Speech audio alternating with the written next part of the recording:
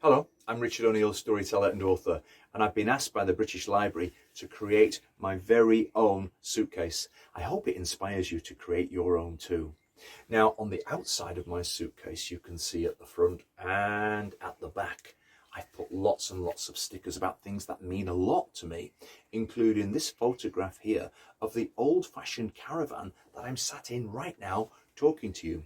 I've also done a label which says ask me for a story, because I hope on my travels people will ask me for a story.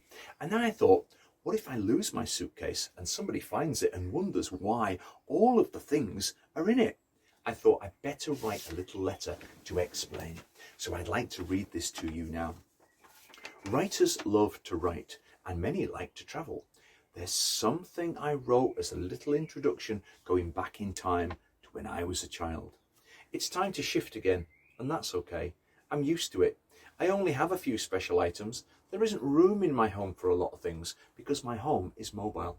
But my mum says that I can keep my special things in a suitcase that can be stored under the bed in the caravan, so it keeps safe and secure in case of any bumps in the road.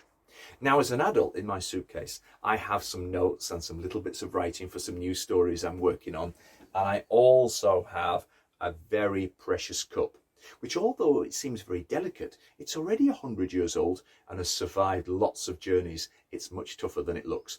I can use my cup if anyone is kind enough to offer me a cup of tea. I have a list of stories so I don't forget them. It's a long list, so each entry has a couple of words, some in English and some in Romani.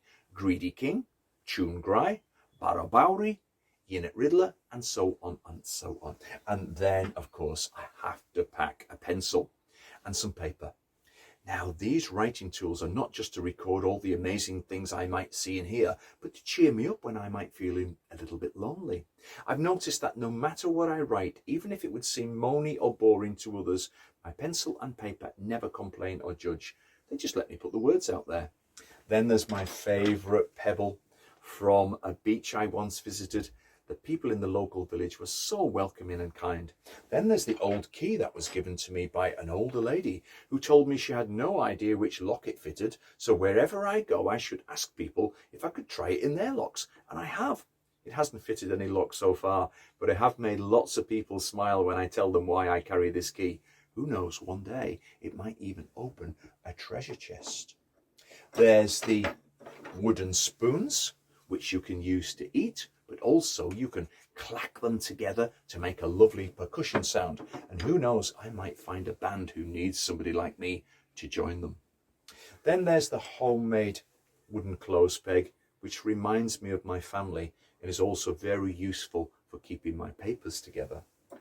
And then finally, there is this lovely painted horseshoe that a friend gave me for a gift for no reason at all, apart from they knew I would like it. It could bring me luck, but I could also use it to play a game of quoits.